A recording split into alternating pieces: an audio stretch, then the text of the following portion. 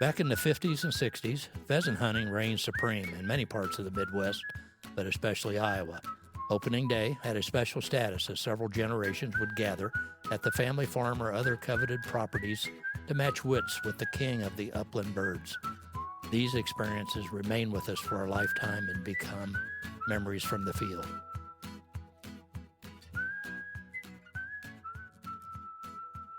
Welcome to another episode of the Setter Tales podcast, Memories from the Field. We are switching things up a little bit today. This is Will, Wade's youngest. I'm going to be performing the interview of Wade will be our subject today. How are you doing today, Wade? Doing well. I don't know how often I call you by your first name, but I guess today it's a bit more professional. So we'll dive right into my list of questions here. I'm going to start by asking, what's the source of your passion for the outdoors if you had to think about it? Well, I think like most people that grew up in kind of in the outdoors, that was kind of my start. I had a granddad that was a big fisherman, hunter, and from a pretty young age, I got exposed to hunting dogs and that kind of activity. And so from there on, I just enjoyed it, and it seemed like something that I would continue, which I did for going on 70 years now. How young were you when you first went? I would say I was probably 10 or 11 when I first got to kind of tag along. Did you go with, your grandfather, my great-grandfather, and your dad, or who did you go with? Because you're the younger brother, right? Yes, my granddad Kisner actually owned a 300-acre farm in Missouri. And for those of you who know Missouri, it's south of Kansas City. It was a small town called Amsterdam, and he had a farm outside of Amsterdam, and he had a few coveys of quail on his property, and that's kind of where we started. He also had a creek, so we did a lot of fishing there. But in the fall, we would hunt the coveys that were on his farm, and occasionally we would hunt some other property nearby of people that he knew in the area. About how many acres did he have? I think he had around 360, I think. So, back then that was a big farm. He raised mostly cattle. He did some row crop, but mostly he ran cattle. That part of Missouri is not the most conducive for growing crops like we know it in Iowa, and so was there just a lot of timber and things like that? Yeah, it's just the soil. It's a lot more rocky, and just tends not to be able to grow as like we know it in Iowa, of course. But he did have some row crops, and he farmed a little bit, but mostly he was a cattleman.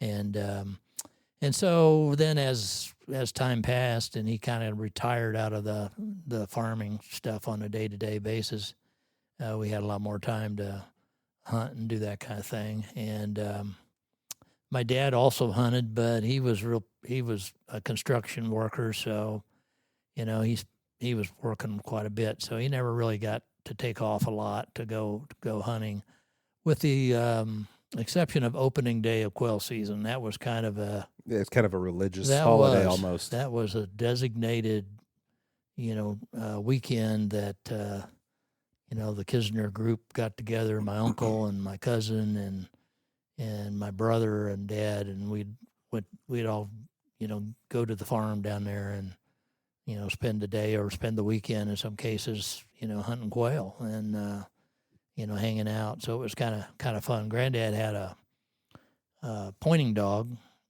called Jack, and Jack was the first dog I ever was around or saw work in a field, and that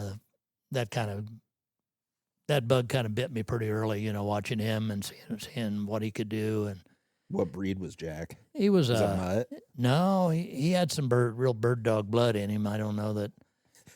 Did Grandpa know that, or I don't know what I think he was. Back then, a lot of the farmers that I knew always had that all-purpose, what we called the farm dog, that hunted in the fall and helped herd cattle and I was gonna say chase cattle around. and he's just a family farm dog. But he was a little more bred for hunting. He actually looked like a bird dog, and Well, do you recall what breed he was? English pointer, I believe he was. Yeah, Okay. which is different than the setters we have. They're kind of a shorter, tighter coat, kind of a little short, whippy tail. You've probably seen a few of them. Typically, they hunt in the south in places where it's really intense, heat, because they're pretty heat tolerant, and so you see them a lot down south hunting quail on quail plantations and that kind of thing. But he had one of those, and Jack, like I said, was an all-purpose dog when he wasn't in the field hunting. He was chasing us by the pond and hanging out Family with dog us. at the same Yeah, time, he was. sure. But he was really good in the field. He was. He could point, he could find birds, point them, and he could retrieve, and so that was kind of my first experience seeing a dog hunt. And kind of like most people, I think I started when I was really young. I just got to carry birds. I was just along to watch. And you were the local mule, and you got to carry things for him. Did you ever get to carry my grandpa, your dad's gun? Later on, I did, as the years passed. But the early years, I was kind of an auxiliary bird dog. If got in some tight brush, hey, go in there and tromp around and scare the birds out, kind of thing. Or I'd take the retrieve from Jack when he would come in, that kind of thing. A lot of stuff that typically a young kid will do, but it was all part of that, and we do it today when we have young people in the field with us. You have that experience and that exposure, and somewhere along the line that you get hooked. It clicks, yeah. Yeah, it hooks you, and you want to continue to do it through adulthood, and that's kind of what happened to me. But yeah, as the years passed, Granddad had he was a fantastic shot for, well, as I say now, for an old guy. He was a lot younger than I am now. Well, when you were then. 10, he would have been about how old? Oh, gosh. Let's see. He would have probably been early 60s. He was born in 1901. And so that would have probably been about 1964. I would have been about 10. And so he would have been 64. 65. Did you ever get a chance to ask him about him growing up doing hunting, what his experience was like? No, not really. I mean, no, not really. We never. I don't know if it never dawned on us, or he was just not the kind of guy to share that. But he had this old A5 Browning, and it was. There's a lot of stories about it, and I don't know. And I don't know Granddad. I don't know that I ever asked him where the gun came from, but the legend was, a story through my dad and my uncle was that Granddad had got it in some kind of trade for cat. Back in those days, and Granddad specifically, they didn't use a lot of money, cash money. So favors, or I got a couple bags of feed or something. Yeah, so they would say, "Hey, I'll take whatever, and I'll trade you a couple of these, cows for whatever they thought the value was in their head, and that, okay, what you're offering me is still a little light, so what else you got?" And supposedly the shotgun was thrown in on a deal, that's where it came from. He didn't buy it. It wasn't handed down from the family. It had found its way to you. Yeah, he got it and honestly, that's the only shotgun I ever remember seeing him shoot. Is that same one that? It is. Is it really? I still have it. And so back, my earliest recollection, when I was 9 or 10, was he had that shotgun. That's the only one I ever saw. Would you say that's your earliest hunting memory then, was going out at around 9 or 10? Yeah. Oh, yeah. Yeah, on his farm, on his property, and watching his dog Jack, hunt coveys. And, and then a lot of times when it wasn't opening day, and there's, there's like Dad could cut away some time for opening day, but he wasn't. He'd find a way to carve out. Yeah, he wasn't going to be there every other weekend, hunting like. So a lot of times we'd go down to the farm and stay for a week at a time or whatever. It was kind of like summer camp for us, Was it kind of one of them deals where you hear about the country kids who keep the shotgun rack in their truck or something. They let them out early when it's when it's opening day, and they'd all take off. Kind of a recognized holiday for everybody in a small town. At least that's how I understand how I think so. At least used to be. I think it was more so back then than it is now, of course. And and through several of the podcast interviews that we've done on this show, a lot of the guys will talk about what opening day was like back, when they were growing up, and certainly it had a lot of significance, much more so then than now. It was, like I said, it was a holiday. I mean, everybody just, family gathered and came from out of state for that one weekend, to big breakfast, everybody staying over. And I even remember that. Now, the quail hunting wasn't quite like that. I mean, it was for us, but we went on private ground, and so it wasn't like, we didn't go to a restaurant and have a big feast. Grandma made a big breakfast for us, so Sure. we'd get there early, and she'd have eggs and bacon and pancakes, and you'd load up on all the carbohydrates that you could, because you're going to be walking all day. And so, and then when everybody was ready, we would go out and kind of start walking and trying to. And Granddad pretty much knew where on the farm those coveys were more likely to be, and most of the time they were, quail will covey up in numbers and groups. Sometimes smaller coveys, sometimes bigger, and they tend to move, not that far, but they will move a distance from. But generally, they'll as a group, or that whole covey will tend to have movement. On the ground in the brush where they can hide. They just kind of migrate slowly. Yeah, but I mean, yards or a quarter of a mile maybe from time to time. They'll go that far to feed, but generally, as a rule, that covey will be somewhere in that general area. You'll find them. It's a honey hole like fishing or anything else. And then around on the other side of the farm, there's covey number 2. Usually is over in a fence row over there, and number 3 is down by the creek. And so typically you you didn't always find them. I mean, sometimes the weather and the wind and whatever, sometimes we wouldn't find them. And, a lot of times I think we went by them and they just didn't get up. But typically, you'd get them up on a covey rise where 20, 30 birds would come out, and they all spread out. And will just explode out like a shot. They go in all directions. Oh yeah, it's that's the rush of. I mean, that's the fun part about quail hunting is when you take that step and this explosion goes off and birds are going all over you. Were they faster back in the day, or this day and age? Do you imagine they're fast, and a lot different than pheasant hunting, but they're fast, and that was kind of the challenge too. Is you had to really be quick to mount your gun to get on a quail, and there was an art to it. And then there was an etiquette to the thing, too, about, because quail are going all, if you picture 30 birds and they're all going different directions. Some are going high, some are staying low, some, So and you got moment. Well, you got 4 guys in a line with shotguns. And you got to pick the safe shot. Yeah, so there's some other things that go into that about, being safe, picking the bird. As a young kid, my biggest thing was, getting on the bird and staying on it, because, you're on a bird, and about that time one gets up that's closer the to one's you. Pulling your attention away. Yeah, and that looks better, and you pull off of that one, and by the time and then you're standing there and they're all gone. And so, but yeah, you once you've experienced that rush of a flush of quail, it's pretty addictive, and you want to do it again, especially watching the dogs work. And then they spread out. And, and then you can work them as singles if you want to. And the thing about quail is, which was where the early conservation thing came in, because Granddad was a stickler, because he knew he had 4 coveys of quail in his place. And so we would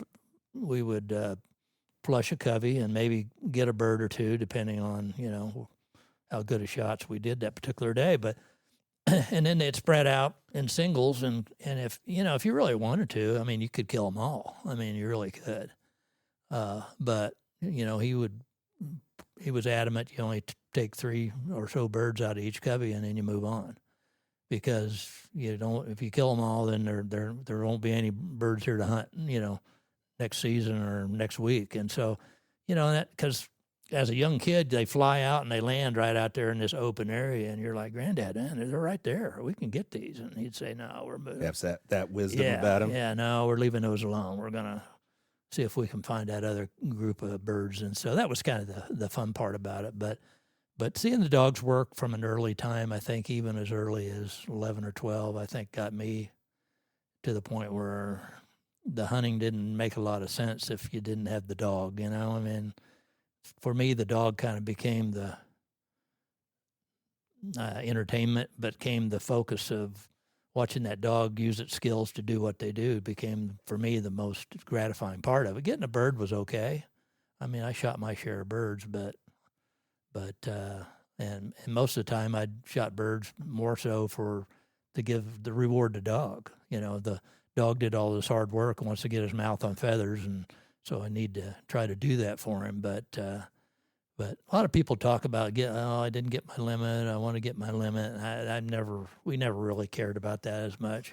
Well, maybe because we didn't shoot good enough to ever get many limits. Well, speaking of lessons learned, what other kind of lessons, maybe through the vehicle of hunting, maybe about life in general, but what did you learn from your dad, your granddad, while you were out doing these hunts on opening day? Well, like I said, the etiquette of just, the safety part of it certainly was. I think when I first started, like most young people, you're the foot patrol first and carrying birds, and then at some point you got to show your ability to understand what the safety side of it is, crossing fences and all that. So you get to carry your BB gun, and I think that's what I did first. I had a little BB gun, and I got to carry the gun. I thought I was pretty special carrying a BB gun. One of them Red Ryder lever action I don't even deals. know what kind it was, but it was a gun. I'm carrying a gun, and but I think a lot of that was my dad and my granddad's focus on just watching and seeing how I carried it, and whether how conscious I was of the muzzle position, and when we got to a fence, how to cross it safely, and keeping the safety. That was the thing that was really instilled in me early, was the safety. And because the tendency of a young person is, because that safety on a shotgun is not the easiest thing to manipulate. It's usually especially in the heat of a moment. Well, like yeah, and it's usually most of them are on the trigger guard someplace, and they kind of slide back and forth. And you're right, and then in the excitement of the birds coming up, you're fumbling around trying to find a safety. So what a lot of times what people will tend to do is try to cheat, and I've seen it myself in the field guiding is what they'll tend to cheat, and you'll hear that little click, and you go, no, and I've got the safety off, walk in on the dog on point, and so I know well before the point's solid. Oh, yeah. Yeah. And so I know I'll get a shot off. And so, but that kind of thing was instilled early. I'd rather you miss the birds or not get a shot at all, and learn that muscle memory of getting that safety off. Properly. Because typically what happens is if you don't produce a bird there, and you've taken your safety off, and now you move on, you're following the dog, and you don't think about putting the safety back on, and now you're walking in the field in the stubble and the weeds, and you got an unsafe gun, and so if you trip or you fall, you'll shoot the dog or somebody else. And so usually that's kind of a very important thing. It gets pounded in most young people early, and like I said, I've seen some adults do it too, and you're like, hey, don't be doing that. But well, and I suppose you could say that's a lesson for life, of course. But was there anything else that's maybe a bit larger in scale than that you learned? Well, because a lot of guys, when they go out hunting, they say it's their moment to reconnect with nature, and they're in a different space altogether. I wonder if there's anything that you can recollect on hunting with your granddad, your dad, your brother, anyone back in those days that you could apply as a larger life lesson. Well, not to get too deep into it, but I'm sure, just the fact that, you're out there in different kinds of weather conditions. But basically, you're out there and you're not thinking about yourself. You have to think about other people. You have to not only think about it, hey, it's Dad's shot, or he's on that side and the bird's going that way. That's his. I don't want to shoot there. It's not, or the safety side of it. So instead of just being out there to gratify yourself and kill your own bird and be happy about it, you tend to be thinking big picture about, okay, the safety of the dog, the safety of the people I'm with. And and the last thing I wanted to do was screw up or embarrass myself, and get kind of get scolded, so to speak. And Granddad was a guy that would do that. He would dress you down and tell you what you did wrong, And then now he was a guy that kind of liked to tell you one time, and you ought to get it, one time. And so he shouldn't have to tell you again not to take your safety off before that bird flushes, kind of thing. Okay. But I think that was part of it. If you think about it, back when I grew up, we didn't have there was no social media, there was no cell phones. You had none of that other, I guess, media, all that stuff. Well, it's just stuff. I mean, for us, the outdoors was just kind of more part of living every day. If we weren't hunting, we were fishing, and if we weren't fishing, we were, farming, or we were driving tractors, or we were so we were outside enjoying living. Yeah, well, basically enjoying nature, I guess, in all its facets. But yeah, I think for the most part, any kind of lessons learned would be just the protocols, and there is some, and people think about that. You think, just go out there and shoot a bird. But it's a lot more sophisticated than that, and you've seen that from the side of filming a hunt, that there's a lot of things that have to happen before you actually go in the field and start hunting. It's all that stuff that happens up front. The prep stuff of making sure your gun's operable and being safe with that, and making sure your dogs are collared and ready to go, and then knowing a little bit about where you're going to hunt and how you're going to hunt it. There's all those kinds of strategy things that guys that hunt together a lot, take for granted a little bit. Now at Granddad's, it was his property. He knew it. He hunted it all the time. He knew where the birds tended to be. But if we went to that kind of property ourselves and weren't that familiar with it, you would hope that you would do a little research, a little homework on, okay, and in today's world, you can bring up the GPS, the and satellite, all the satellite images, imagery. and you can look at the cover and the topography and all those kind of things. And for us, it was like asking the farmer that owns it, hey, this way or that way? Well, yeah, where do you typically find your birds? And the old guy would say, okay, well, you got to go down that hedgerow, and that's where I usually see them when I'm farming. And he pretty much was always pretty right, because when he was out there working the field, he would always see that covey out there on the. Quail like to work edges, like feathered edges of fields in there. They're looking for some cover, but to feed, they like to get out into the more open areas. So a farmer out there would tend to see them on those edges of the fields, more in that transitional area between the field and the timber. There's kind of a little more open area where the grass isn't quite as thick, and that's where they would tend to feed, and especially the chicks. And so a lot of the farmers, when they're working their fields, that's where they would see them, on the edges of the fields. But yeah, those were the kind of things. And I think, as far as the dogs, I think Jack was for his breeding and whatever, I think he was probably a better dog than most. As far as farm dogs went, he was pretty good. Very soft mouth. That was probably his biggest attribute. Did he deliver to hand? Oh yeah, yeah. In fact, I remember one occasion early on, one of the first times I hunted with Granddad, he shot a bird over Jack, and Jack retrieved it and brought it to me, or I went to him to get it. I don't remember now, but anyway. And so I put my hand down, and he would deliver it, and he'd lay it in your hand. And Granddad had talked about a soft mouth, and at the time that really didn't mean anything to me. What's a soft mouth? I don't know what that means. Well, I learned that certain dogs will be able to pick up a bird or whatever and not injure it, not crunch it, not not kill the bird or cause any damage to the meat of the bird. They're very, very easy, very soft, firm yet gentle. Yeah, yes, and he was definitely that. In fact, this particular bird, which later I'm not sure it was one granddad actually shot, but I think Jack caught it on the ground, probably, I don't know. But when he brought it back to me and I put my hand out to take it from his mouth, as he put it and dropped it in my hand and released it, this bird sat there for a half a second and then took off, flew. He hadn't been shot. He flew off. He just caught it. And we lost that bird. And I remember, and I remember the dog Jack kind of looking at me like, you dummy, what do I got to do? And then it was at that time that I got the repeat instruction about what a soft mouth on a dog meant.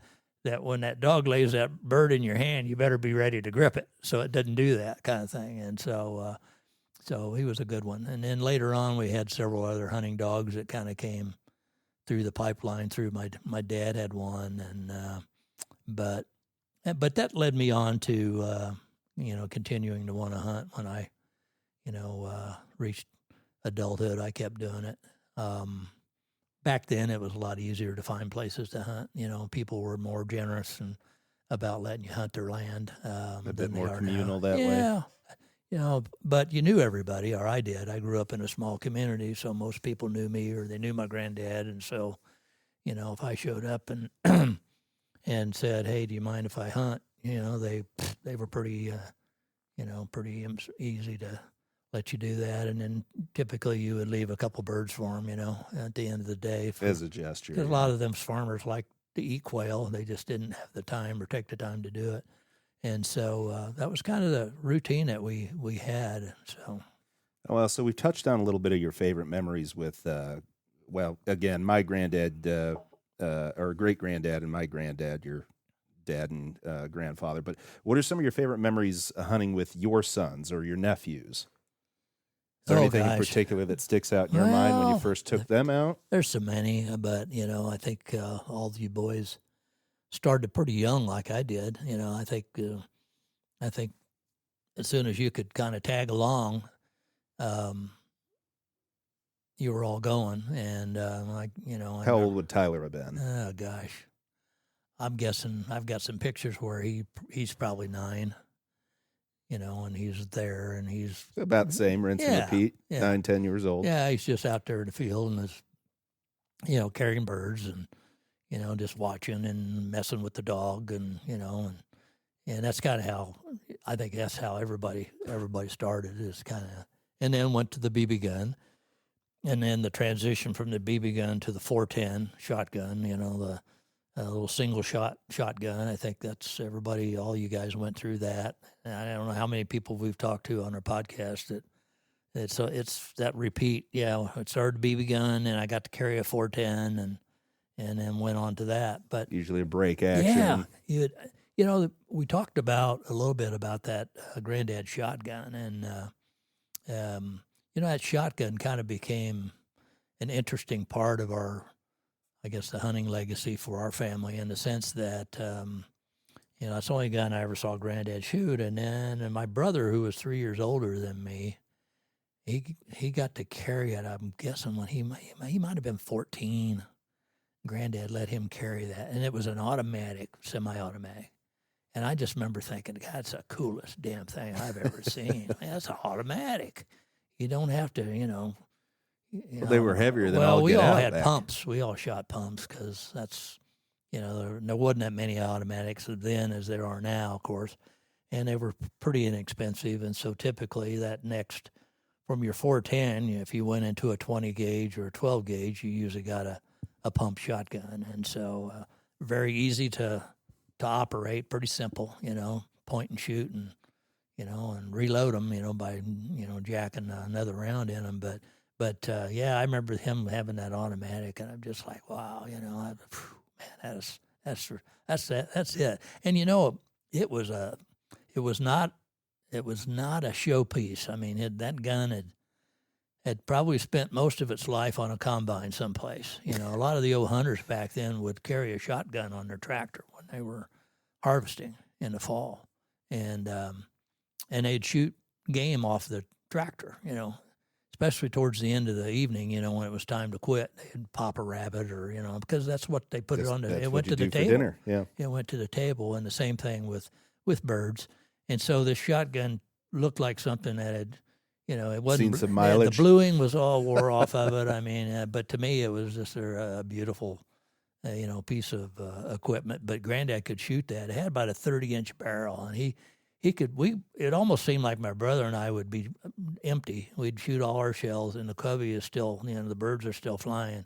And then he would pull up that big thing, and he would shoot some bird out there so far that it's like, I just can't even believe. I wouldn't even be shooting at it, and he'd drop those birds, and and I remember my brother and I thinking, hey, because he used to always tell us at the first of the day, he'd take 3 shells out of the box, and he'd put them, and he said, I'm just going to take 3. I'm killing 3 birds today. That's it. That's going to be my max. And he'd take 3 shells. And I remember thinking, 3 shells, come on, because we're loading whole boxes, it sounds like he's doing Babe's called shot every time. But I'm telling you, he would come back with 3 birds. I mean, he would. And most of the time they were shot way out there because that etiquette of, I'm going to let you guys shoot the close birds, and when you're all done, then I'm going to shoot one for dinner. How about that? And that's kind of the way it went. But that gun was always kept in a closet at the farmhouse, and Granddad rolled his own. He was a bull. I don't know if you've ever seen Bull Durham tobacco, but it comes in a little pouch, and it's got a little. It pulls tight into at the end. It's Bull Durham chewing tobacco. No, it's smoking tobacco. It's cigarette tobacco, and you got papers that come with it, little papers, and you got to roll your own. So Granddad would lay that paper between his first 2 fingers. Oh, he had it mastered, did he? Oh my God, he'd lay that right there on it. It was amazing to watch him do it. And he would take his pouch and he'd open that and he'd spread that tobacco in there, and then he would pull it tight with his teeth, put it away, all the time balancing this cigarette thing with the piece of paper with the tobacco on it. And then he would roll it together and start licking it at the ends. And when he got done, it was a god-awful looking thing, looked like an old marijuana cigarette. I mean, it was an ugly looking thing. And then he would, no filter, no nothing, and he would light that thing up and smoke it down to the nub, to nothing.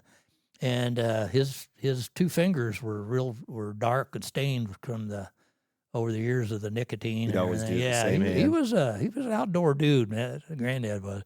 But so anyway, his shotgun was stored in the closet with a used empty Bull Durham tobacco bag. They were little cloth bags with a drawstring on the end of them, and he kept that over the barrel to keep the.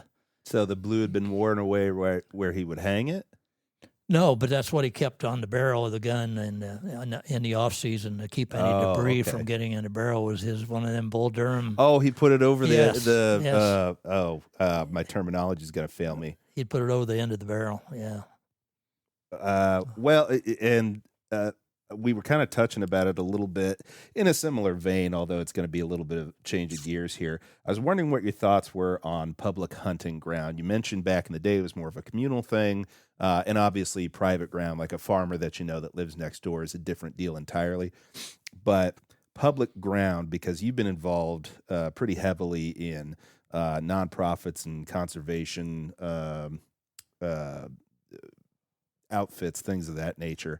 What direction do you think public hunting is heading? Is it improving as time goes by? Is it kind of staying the same? Is it getting worse?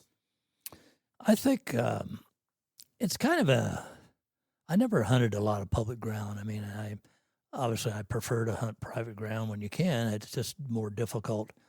And when you have people that don't have access, they don't know, they don't have friends or family that own ground or that will let you hunt, then that's really the only source that they have. And there's, at least in Iowa, I know they've got quite a bit of public ground. They try to improve it year to year, and I think they have. So there's a lot of ability for people that live in the city, say Cedar Rapids or Des Moines or something like that to find one of these locations and hunt it. Um, if there's any kind of problem to it, it might be the pressure that ground gets, from lots of use. There could be, you know, what I never wanted to do was show up, ready to hunt in the morning and find out that somebody's already hunting it, because that could be the case, because you don't, till you get there, I guess, you you don't really know. reserve a No, you space can't. or, yeah. Now in South Dakota, I've hunted some public land there as well. And it's so expansive there that you could actually hunt one side of the public ground and somebody could be on the other side. And never in between shall you meet. Well, you'd know they're there, but you'd never really have an issue of interfering, so to speak. There's plenty of room, but that was the only thing that I never really enjoyed about it was. But it has its place. It certainly has it's needed because people need it. To hunt, you have to have a place to go. I mean, it's just that simple. And so it's good that the state has those areas where people can enjoy hunting and do it, in a without driving halfway across the country. Are there any policies that you can think of, at least in general, regarding public hunting that you strongly agree with or strongly disagree with? Anything you'd like to see changed? I don't think so. Other than because other than the ownership of the ground, it's pretty much the rules are pretty much the same. The hunting license and that, with the difference of most of the time or all the time, the law is that you have to have steel shot. You have to be shooting steel when you're in public ground, and you don't have to use steel on private ground. And so. That's the issues. Steel used to not be as great to use in hunting, and so a lot of guys didn't like it. Is that because of a pollution aspect in the ground, or why well, steel and not? That's the theory of it, is the lead. They're trying to eliminate lead from the contaminating soil. Yes, for getting into birds, and that might get shot, have some pellets in them, and end up dying from that, or in duck hunting you get lead shot contaminating the water and that kind of thing, and the waterfowl end up ingesting it in their food sources and that kind of thing. So that's kind of the emphasis for it, is to get that lead out of the. So what they've done is it's created a situation where they've started with the steel, and the steel didn't have, when it flies through the air and it makes contact with more kinetic with the game, energy. It tends to have better results in bringing game down than the steel. But what they've done is, over the years, they've come out with various different types of non-lead shot that now is pretty good. I mean, it's expensive. It's more expensive, but it's pretty good stuff. So when you're hunting, like say when you went to South Dakota and you're hunting both private and public, we had a situation where we had public ground in between the private ground that we were hunting, and so you got to switch out your ammo type. Yeah, and you're not supposed to even be carrying it, which is kind of hard to do. So either you just go, I'm going to go all steel today and hope for the best, or not. But so that'd be one of the things. I don't think there's anything wrong with it. I think you just have to be aware of that there's a difference and know your public ground stuff. There's some programs now where private owners of ground now will allow people to hunt there.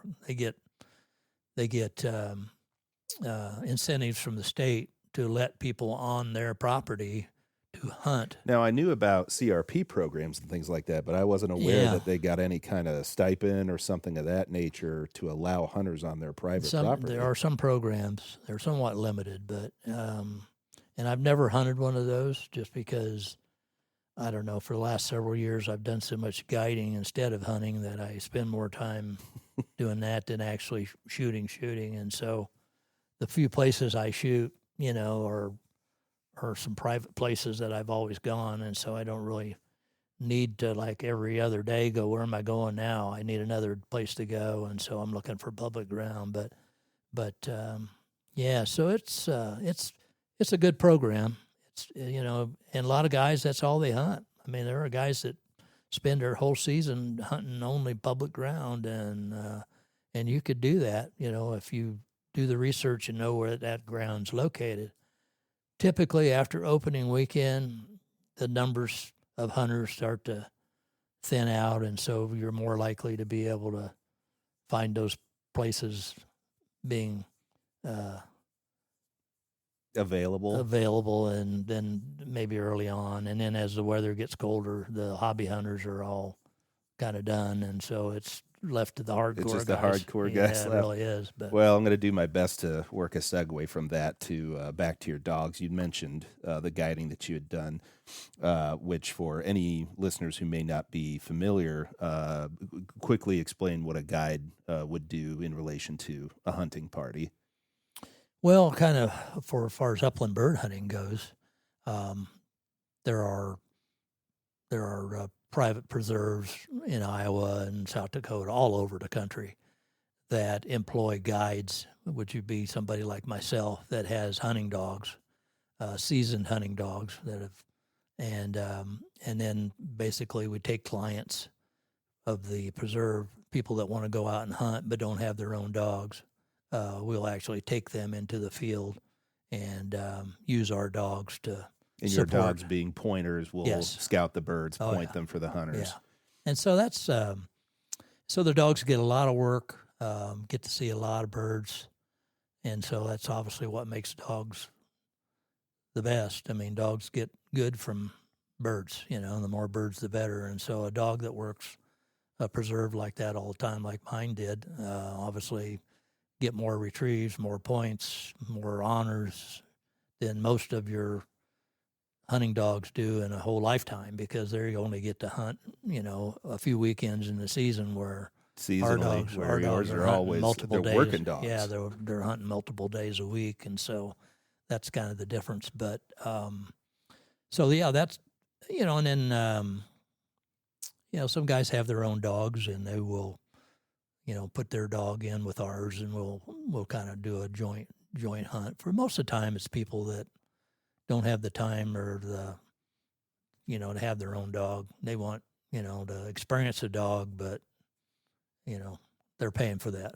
They're paying for that privilege, I guess, to see a good dog do its work. And so now there's a big demand for that. You currently have 3 dogs in your roster. We lost Sweet Lou some time ago, but I did want to go over what your favorite memories, your favorite stories for each of your dogs were. I know one in particular that sticks out in my mind for Adeline, and that would be, I think you know which one I'm referring to. But you've got Adeline, Sweet Lou, and then Major and Duchess. I can't think of any off the top of my head for your younger dogs, Major and Duchess. Well, there's been a lot. I mean, whenever I see the young dogs, we still call them pups at my house sometimes, and they're 9, so, but they're the youngest, so they get called pups because they're the puppies of our older dogs that are still there. But, yeah, as far as, I guess to start with Adeline, we ask everybody when we're doing our podcast, what's your favorite dog story? Everybody has one, and maybe, multiple ones, but there's always that one that comes to mind when you think about that dog. It's funny, I just thought of a second one for Adeline. Yeah. I'll see which one you pick. Well, the one that, dogs do some really incredible things in the field, and they're called pointing dogs for a reason. Obviously, they use their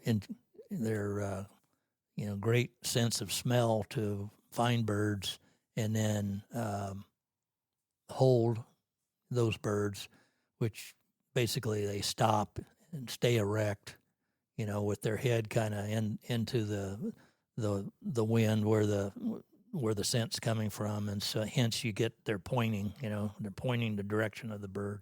Their tails can be, in several different conformations. It kind of depends on the breed of the dog and the individual dog. Some are high tails, 12 o'clock straight up. Some are more out at a 45 degree, depending on the line, I guess, of, in our case, setters.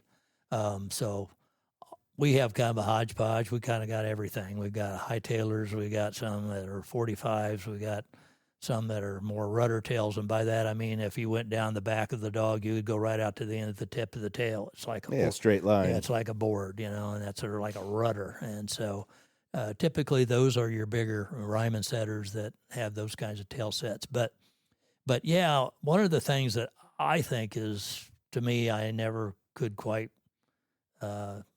stop being, amazed by it. The pointing and the retrieving and all that is really phenomenal. But the honor, a dog honoring another dog has always been that thing that is like, okay, because you don't really teach that. I mean, at least in our case, we had naturally honoring dogs. Ours are pretty much, and by that I mean you don't teach it, you don't train it. It just is there for whatever reason. Now, briefly, honoring is when one pointing dog sees another dog in your party on point and will instinctively lock up and point at that animal, thus honoring their point. Correct. Is that right? Correct. And it can be called honor. An honor, it's been referred to, a lot of times the guys will refer to it as a back. He backed the other dog.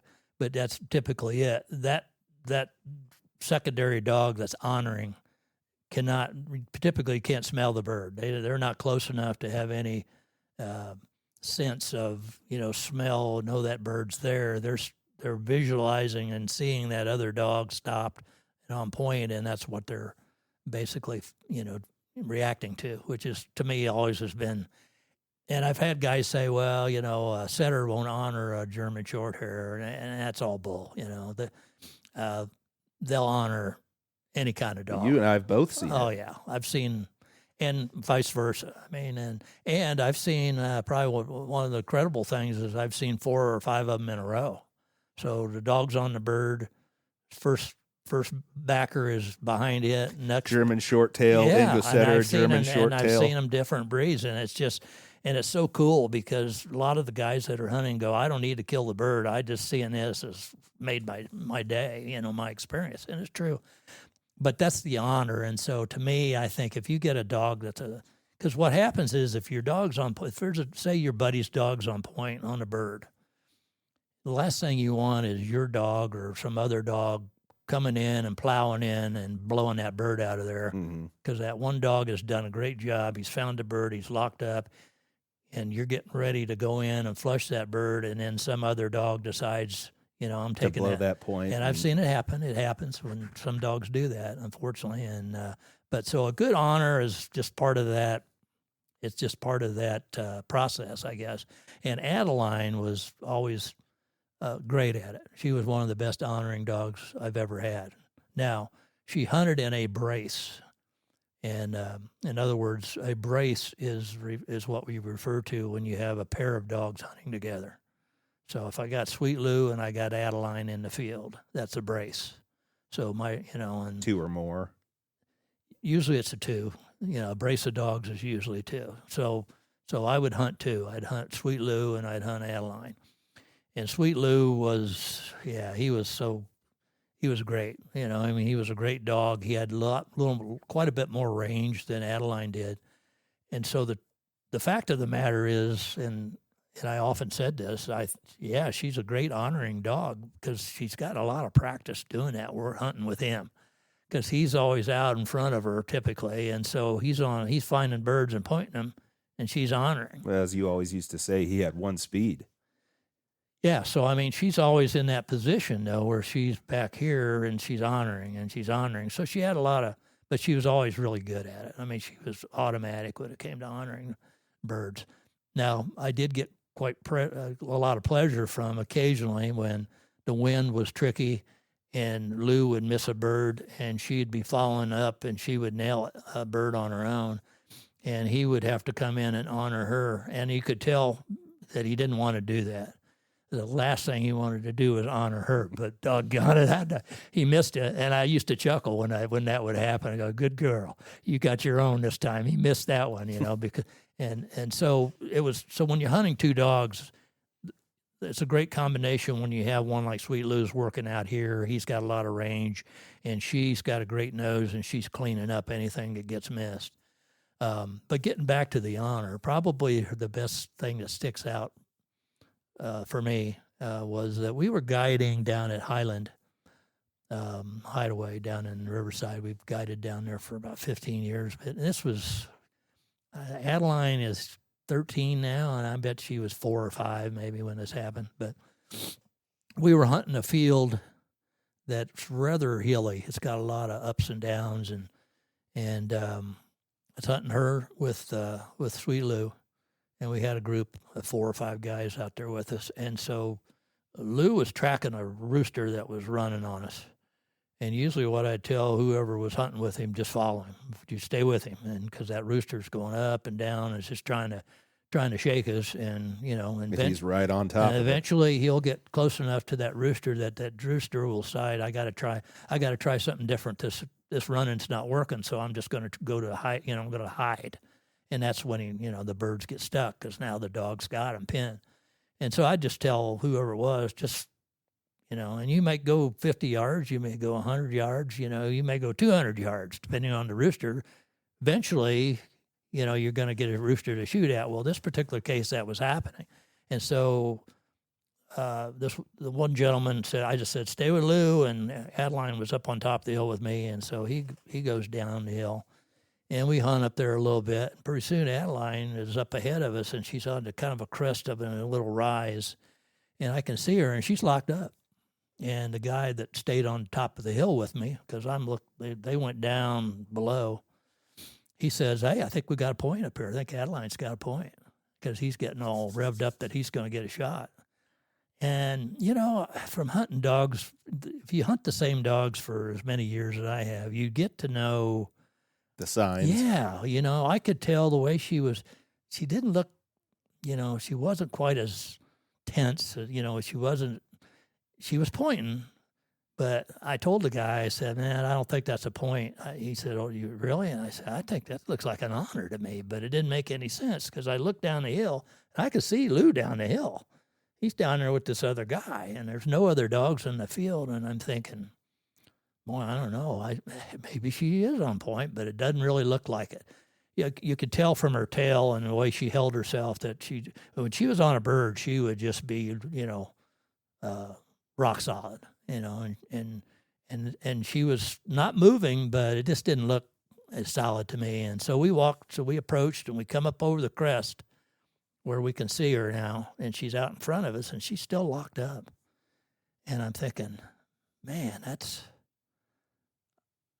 doesn't look right to me. And I look down the hill where she's pointing, kind of where her head is looking down this hill. And I'd say probably 25 yards ahead of her down this hill, they're about, probably 10 inches off the ground. There is a plastic grocery sack that's caught in the weeds, and it's hung up in the weeds, and she's pointing it. And I said, she's honoring that grocery bag down there in those weeds.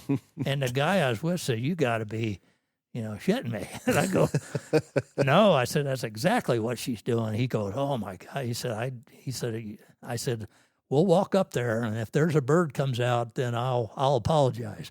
But I said, I think that's what she's doing. And she never moved. We walk down. We walk in front of her. She never moves. There's no bird produced. We go down to this bag, and I reach down and I pull the bag out of the weeds, and I put it in my vest.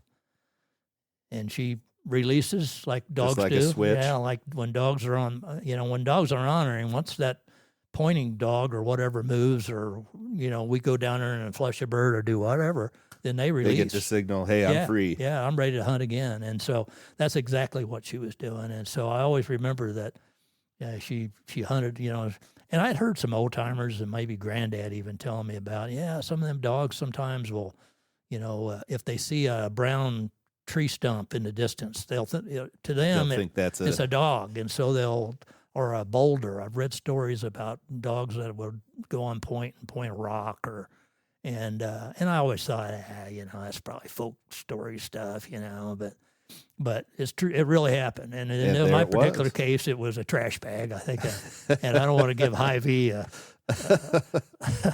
a pointer here. I don't remember what kind of bag it was, but it was white and it was a trash bag. But that guy that was with me said, "I've seen everything now." He said that made my hunt, seeing that, and I said, "Yeah, she."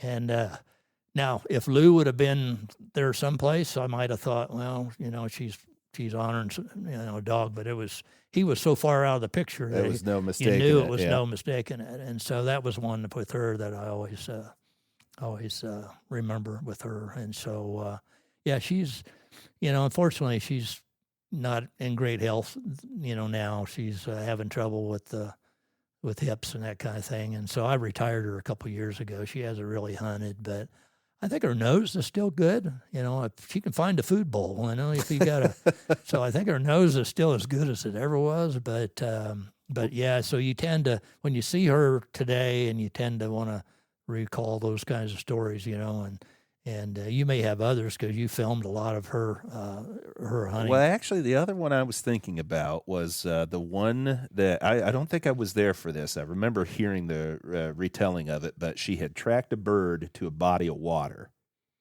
I believe it was a running creek or something of that nature. Yes. And this bird thought they gave Adeline the slip, but she was convinced that the scent ends right here, and it's still somewhere right here. Yeah, that was a weird. Yeah, I remember that specifically because, and she'd always had a great nose. Her style was so much different than Lou, because Lou he wanted to cover the whole field. Now he would do it in a very, let's say, professional manner, but he had one speed, and once he got in gear, and he was going to cover that field, Right. Not to say he didn't have quality, but he was a quantity guy. Yes. He wanted mileage. Yeah, and he was going to cut through there, and like that, if that bird wasn't produced right away, he's got another 100 acres he needs to cover, so he'd probably go back to work. But Adeline was more methodical in that she had a slower pace, and she tended to work and quarter back and forth in front of you and taking her time. And she was great at dead birds because she would get on track and she could just find these birds. Well, this particular day, I had a client, and he knocked a bird down, and he broke a wing on a bird, and it took off running to the cover, and we tracked it down through this CRP that was pretty thick, and we worked it with both dogs, and could not find this bird. And I'm thinking, this thing is gone. And so we get up there to the creek. There's a little creek that runs through there, and she's working the edge of this creek, and there's no real cover there. And I kept trying to, let's go. I'm sure the bird has come through here, but let's go. And I could call her off, and she would go about 10 yards with me, and then she would go back. And she kept going back to this creek bank, and she would work it. Which, like you said, the signs after hunting for so long. So why is she doing that? What I learned over the years is, you got to trust her nose.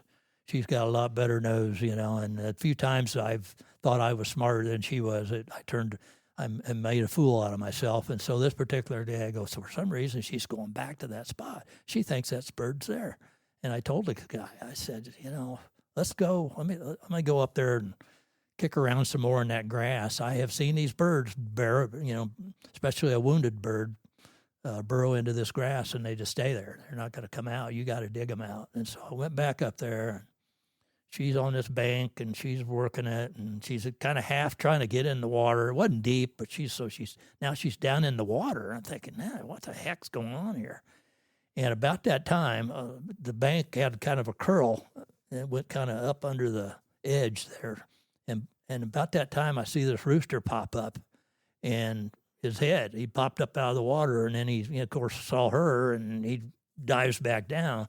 That dang bird had gone into the creek and had got up under the bank and was up under there. A little pocket of air or something underneath there, yeah. And, well, of course, she saw him about the time he saw her, and she dives in there, and, and there's quite a little scrum goes on. But to track it under running water like that. So we got that rooster, and that was another one of those that, I'm thinking to myself, gosh, we could make this a little easier. Come on.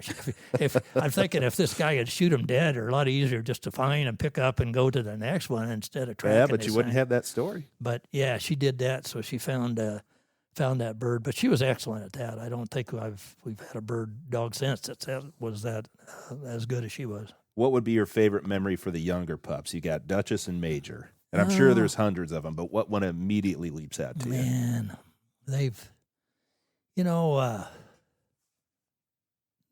just a season. I think last season it happened. One of the incredible things. They hunt together all the time, and they were litter mates, Major and Duchess. They're all the same litter.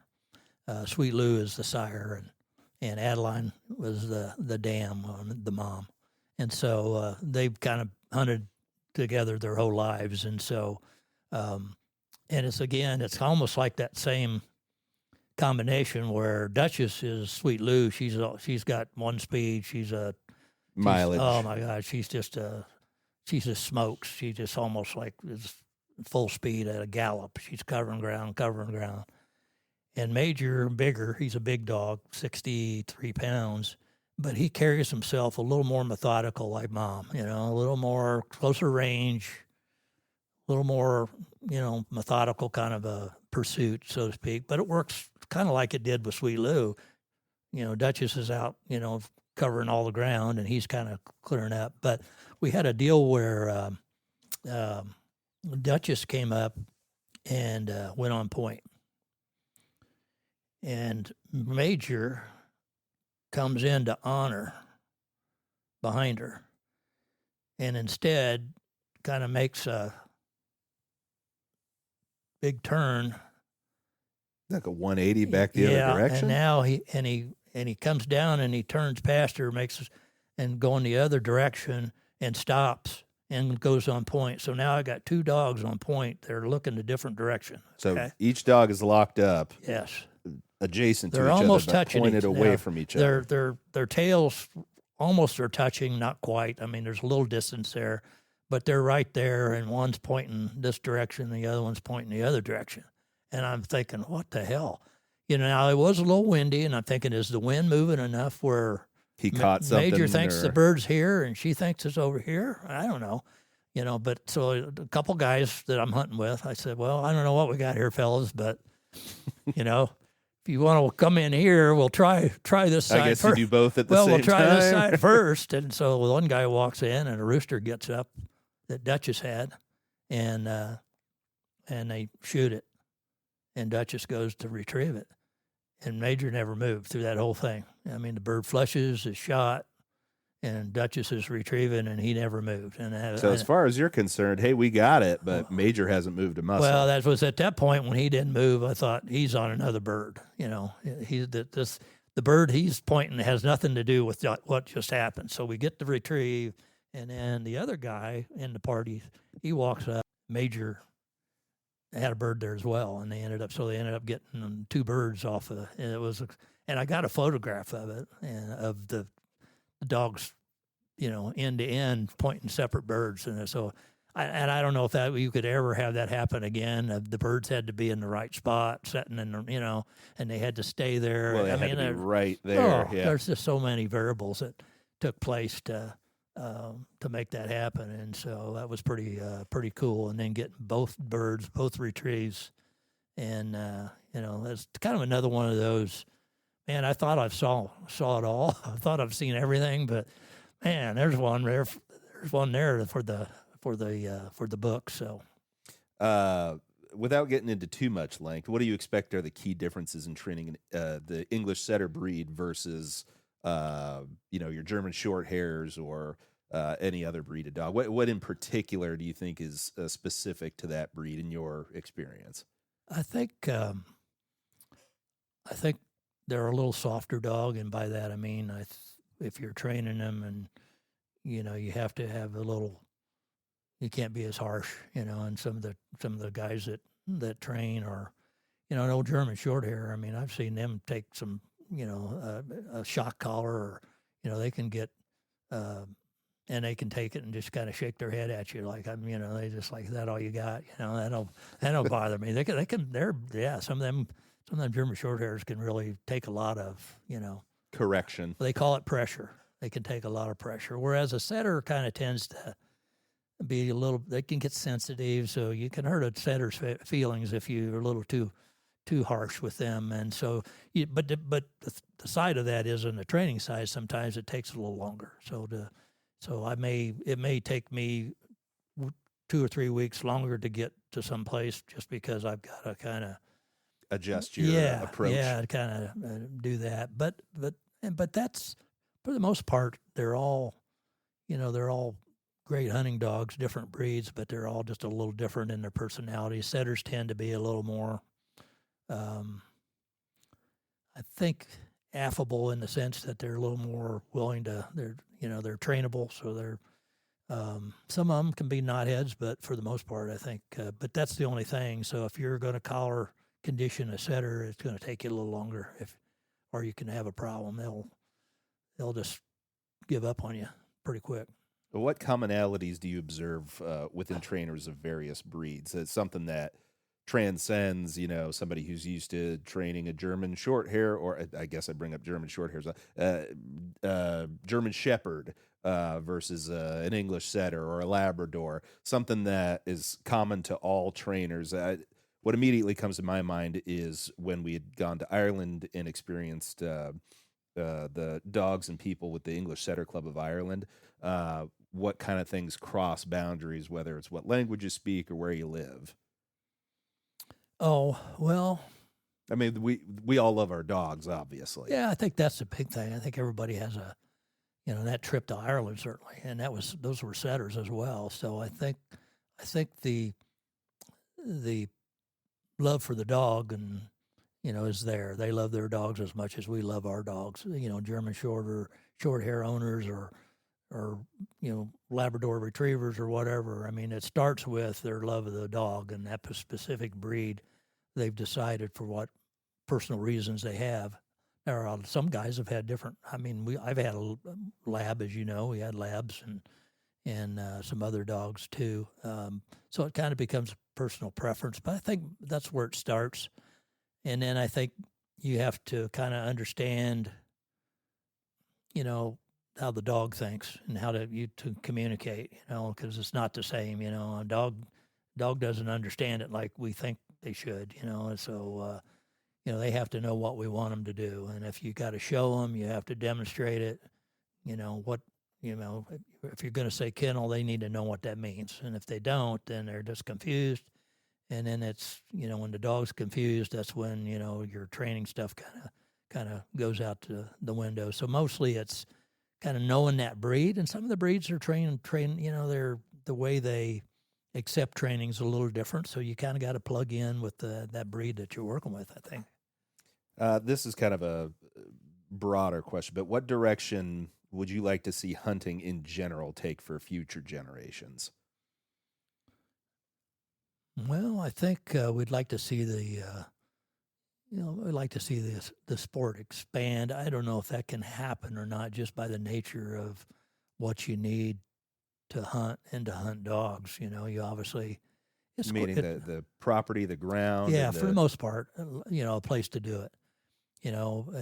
Okay, a guy can buy a puppy, and say he wants to hunt, but unless you have a place to go and you put the time in that dog, it's really not, it's not going to work out very well. So you mentioned public ground early on. I think that's a good place to start. I think that gives some people access to a place to go, and then they're just, I'd like to see the sport continue to go, which is why we try to support events that have youth involved in them, whether it's a youth hunt or whether it's a new person that's hunting with their grandfather or dad down at the preserve. If they can experience that dog work in front of them and can get that first rooster over my dog's work, well, then maybe I've just created somebody that wants to continue to do this sport and have the passion for it like I did, and will continue to do that into the future. And if we don't do that, then, when we're gone, it's gone. Who's going to be out there hunting dogs, and if you look at the hunting numbers in Iowa over the last several years, the numbers have distinctively dropped, the number of licenses that are being sold. And so there's not as many people doing it anymore. And so I kind of like to see opportunities for younger people to get exposed to it. We did a video series called Setter Tales. A lot of that was for the educational side of it, so people could see what dogs do in the field, what it's like not only to hunt dogs but to really live with hunting dogs, because it is like I mentioned commitment, because it is. It's a full time. When you're not in the field hunting, you're training, you're grooming, you're feeding, you're cleaning kennels, Researching any yeah, number I of mean, things. you're doing, and then you're probably doing hunt tests in the off season. There's all these things that these dogs become a real, part of your everyday Well, I mean, it's life. less of a hobby and more of a craft, Yeah, really. it's been described as a lifestyle, and it really is. I could see that. If you're going to be in this game of hunting dogs and have your own dogs, and then there are some sacrifices that you make. We have a lot of dogs, and it's just difficult just to pick up and go someplace for a day or two. It's hard to do because you got dogs and they're on a schedule, and somebody's got to take care of them, and so they're in a routine, and so yeah, and so if you're willing to accept that, which my family has been, then you can reap a lot of benefits from that. But it is a big commitment, and so a lot of people choose just to be able to experience, what I've committed to in a preserve setting, get to see dogs work and perform. Obviously, they're paying for that, right to do that. But at the end of the day, then I'm cleaning the birds and I'm feeding dogs and grooming dogs and taking out burrs and all those kinds of things. But I think if we can keep it going, and again, it's harder and harder to do just because there's so many other distractions for young people now with other things to do. That as a kid I didn't have. That's what we did. We hung out outside and we fished and we hunted and we ran with dogs and we did all that stuff outside. If we weren't outside, I mean, the last thing I wanted to do in the evening was come in the house. My grandparents or my mom and dad had to call us when it got dark and said it's time to come in, and that's really changed, unfortunately. But I think there's still an opportunity through getting people exposed to hunting and when they're young. And again, I've got a couple granddaughters, and I've told my son, your brother, that someday we need to get a shotgun in these girls' hands, and they like dogs. They just enjoy dogs, especially when we had the dogs here as puppies, of course.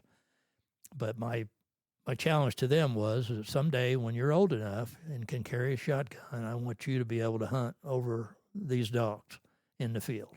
And we see a lot of young ladies doing that now, more so than we ever had before. They're in the field with guns shooting, and a lot of them shoot a lot better than the guys do. Archery, trap shooting, hunting, yeah. And everything. so I think that's how we keep the sport alive, because, when guys like me are too old and decrepit or gone, who's going to pick up those dogs that have for centuries have been, kind of a steady part of our society. And it's just harder because, the landscape's changed and places to hunt are harder to find. I guess that's why I like living in Iowa, because in Iowa, you can drive 10 minutes and be kind of out in the open country, and there's still places as opposed to some of the metropolitan urban areas. But hopefully we can keep it going.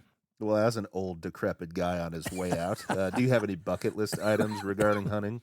I know you've been to several states that you've wanted to visit, but is there anything left? Oh, yeah, there's always stuff left. I mean, I've never grouse hunted. And I'd like to try that. The ones that are kind of out west that are kind of in those big grass fields, not as opposed to the ones that are in the timber and the woods. Oh, where the poisonous snakes are, or venomous? Yeah, venomous. Well, in a certain time of year, maybe, yeah. You hunt them in the fall. Although I guess we've had our share of tall grass and whatever. A couple of times we were in South Dakota and the weather was still kind of warm, and they've got rattlesnakes out there. Luckily we didn't see any. But yeah, it's another reason I like Iowa, because really here there's, we've talked to guys on the podcast, that talk about, well, yeah, Well, there was a guy from Florida who was dodging panthers. yeah, and the guy says, well, you got to keep your dog away from the edge of that water because there's alligators, or there's poisonous snakes here and there down in Arizona in the desert, and your dog could get, they got to train their dogs to avoid snakes. They give them avoidance training and all that, and you're thinking, in Iowa we're pretty lucky. There's just not a hell of a lot here that can hunt us back. It's very low chance you're going to hit a mountain lion or a bear. Well, yeah, bears and so I guess from a hunting standpoint, Iowa's a pretty good place to be, because most of the time, especially in the cold, when the weather gets cold, you don't have to worry about those snakes. You're not even going and to all see that those many other- guys outside No, besides that's your true, party. too. But there's a few things I'd like to do. I'd like to, make a couple more trips, perhaps. I'd like to do a little more quail hunting. Haven't done any of that for a while. I'd like to kind of do a little bit of that again. I had some knee issues, and as you know, and so I've kind of got back a little bit from that, after a year of kind of rehab stuff. And so, Want to take the new model out for a test spin? well, kind of, sort of. I mean, I pick my battles more so now than I used to. I mean, there was a time when somebody asked me to block that I kind of took, offense to that, but now not so much. And, there's those fields that have the mode passed through them. I think that's pretty good deal. Yeah, I've heard you mention on more than one occasion. I used to be upset by that, but now I kind of see the majesty in it. Absolutely. I think there's comes the time where you recognize, you embrace it. Embrace it more than you probably would have. You'll be the guy on the ATV rolling out to wait for the other guys to show up every once in a while. It's pretty interesting stuff. But yeah, so and then the young dogs that are coming along, you're always, looking for that next Sweet Lou, I guess. I mean, we were blessed to have him, and and he was a throwaway dog. Nobody wanted him. That's how I ended up with him. He was last in the litter and was kind of not a cull dog, but just a dog that nobody would take, and they didn't. And so as a last resort, I ended up with him. And first English setter with a master hunt title in state Iowa. of Iowa. Yeah. So yeah, the boy had some talent, and he has passed that skill along to his first level of offspring, and would be important to see with this next, which would be he'd be the grandsire of this latest litter that will be taken in the field this fall. But yeah, that's always part of the hunting too, is to keep a line of dogs going, especially some dog as good as he was. I think it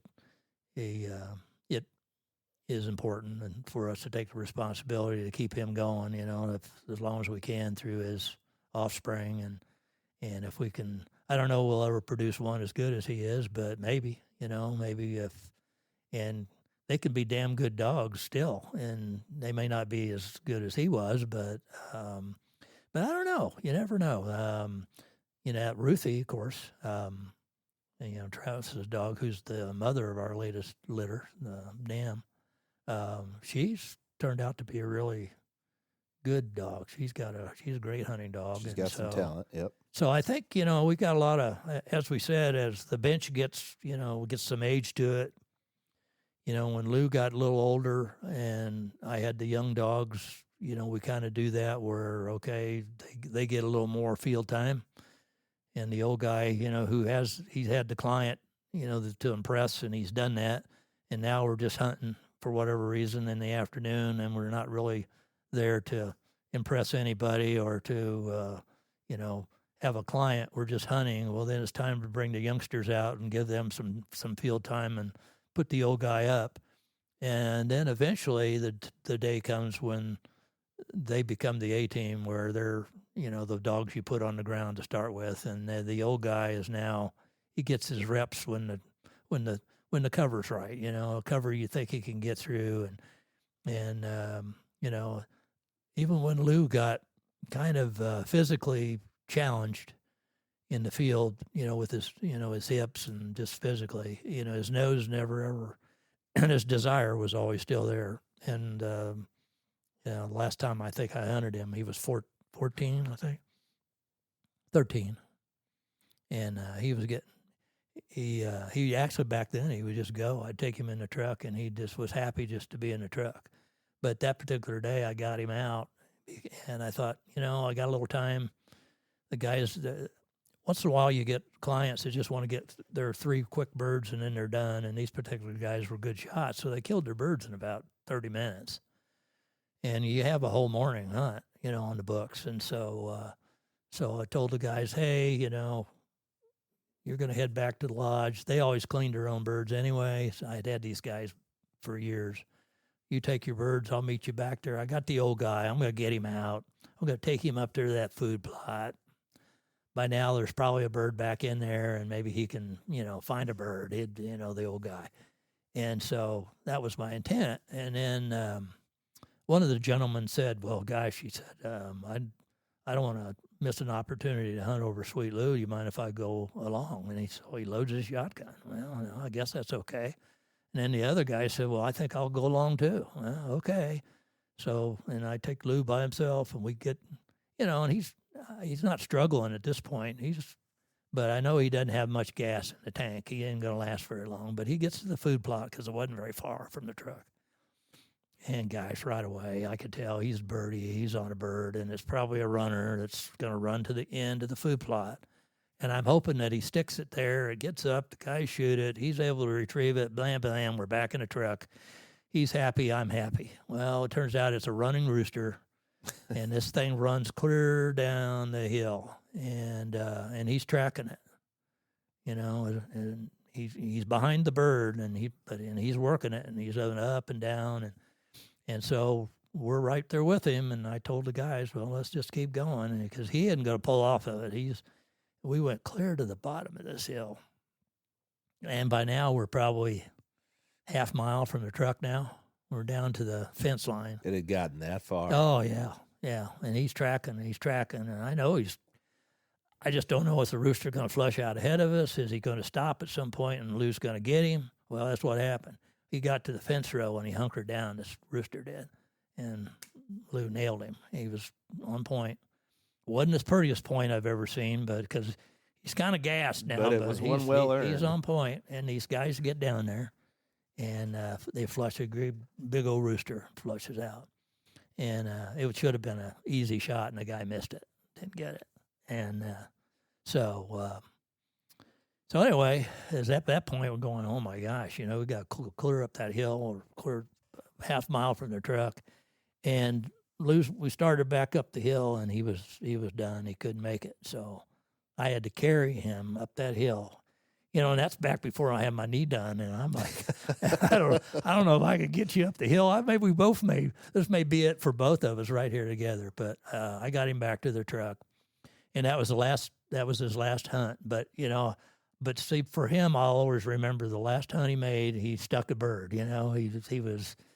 Because I was just going to exercise him. Hey, just get him a little run time. Yeah. Oh, no, he's on, and he's going to find a bird, and by God, he did. And so, but that's that desire and drive that you hope that the offspring have. Gets passed along. And I think he has. I mean, if you see Duchess and Major, but more so Duchess is hunts like he does, has his style, has his tail set. I mean, she basically is kind of a clone of him, and so yeah, that's certainly, that trait is passed. But that's what these dogs were bred to do. I mean, they were bred to be out there to hunt birds. That's what they were put on the earth to do, and they will do that up until they physically just can't manage to do it anymore. I think I know a guy like that. Yeah, well, So you're right. When you look for, you don't hunt as long as you once did. Instead of full day hunts, I do half days because that's plenty. And there's certain fields that are easier than others, and I've been there long enough that I can kind of like, hey, put me over there on that field because it's a lot flatter. That looks about the right yeah, topology over there. Put them young guys on them hills and in the bottoms. But yeah, I think one of the things is to try to keep in the podcast. The reason we're doing podcasts and that is just to get people interested. Somebody maybe that listens to the podcast and says, I've always wanted to do that.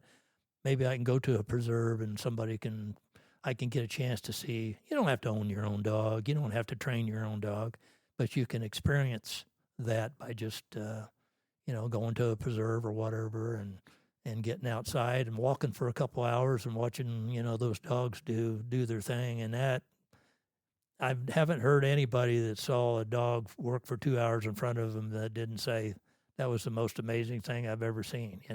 And so when I get somebody that hasn't been in the field with a hunting dog before or a pointing dog, I know they're really in for a real treat. This episode brought to you by way of our sponsors. Highland Hideaway Hunting Preserve in Riverside, Iowa. With over 1,500 acres of meticulously managed and maintained preserve. Book your hunt today at highlandhunting.com. And Interstate Grain Service. Family owned since 1981, we offer personalized service with product and feed knowledge.